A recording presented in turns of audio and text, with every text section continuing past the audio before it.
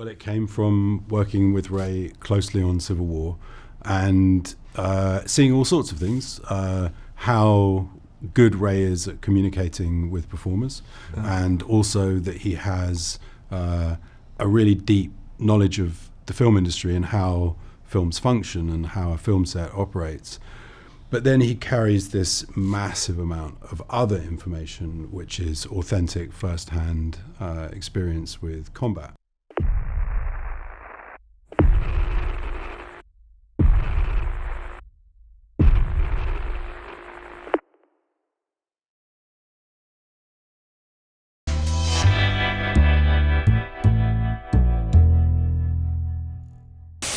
I'm still shaken by this film. When did you watch it? I watched it a few days ago. Yeah. And I don't believe, and I know this isn't hyperbolic, I don't think I've ever seen a war film that felt real like this. Thank you. Well, talk about the approach and working together and telling a very realistic story. Well, it came from working with Ray closely on Civil War and seeing all sorts of things, how good Ray is at communicating with performers, and also that he has a really deep knowledge of the film industry and how films function and how a film set operates. But then he carries this massive amount of other information, which is authentic first-hand experience with combat. And I was interested in making a real-time, truthful war movie, a war movie that removed various kinds of cinematic devices and just simply tried to be as accurate as possible. And Ray was more than the key to unlock that, but he was the key to unlock that. But then he became the sort of the channel of the information, either directly from himself or the other people he brought in who were connected to this incident. And I think that is essentially the answer to your question. Yeah, absolutely, Ray. I actually just met Chris, one of the guys from the real guys. What is it about? I mean, you're going into some heavy things that you've experienced. Sure. Is there a difficulty there emotionally? That's a lot. Yeah, of course there is. I've talked, I wouldn't say I talked about it a lot, but transitioning out of the military, there's a lot of things you have to deal with.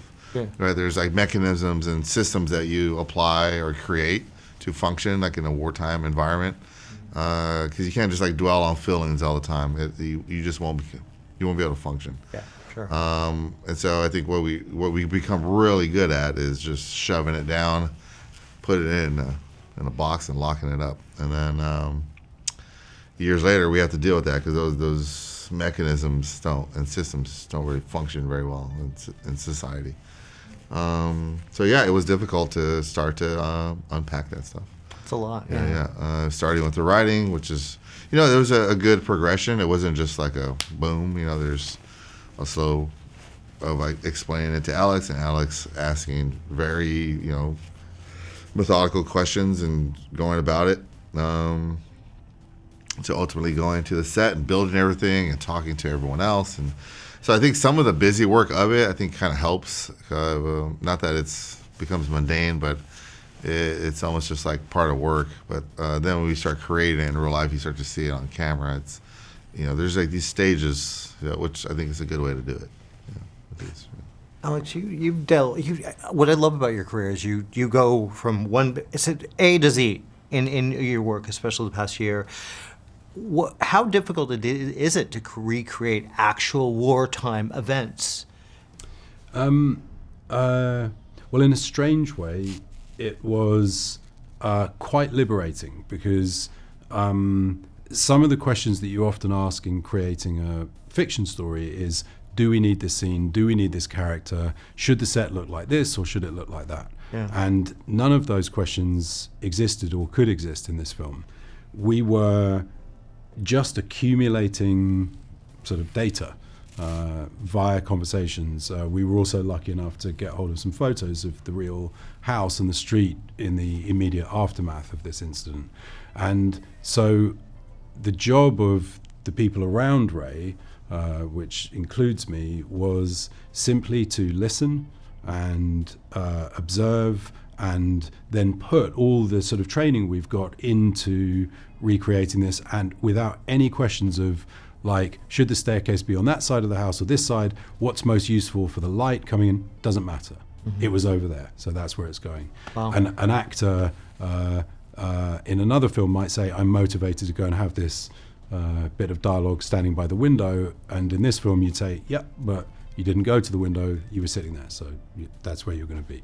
So in a funny way, a lot of the questions that normally exist in film were removed, and it was sort of purist. I don't know if you're familiar with the Dogma films. Yeah, of course. In a way, this is a sort of Dogma film, in that we had rules, and that meant choices were removed from the filmmakers.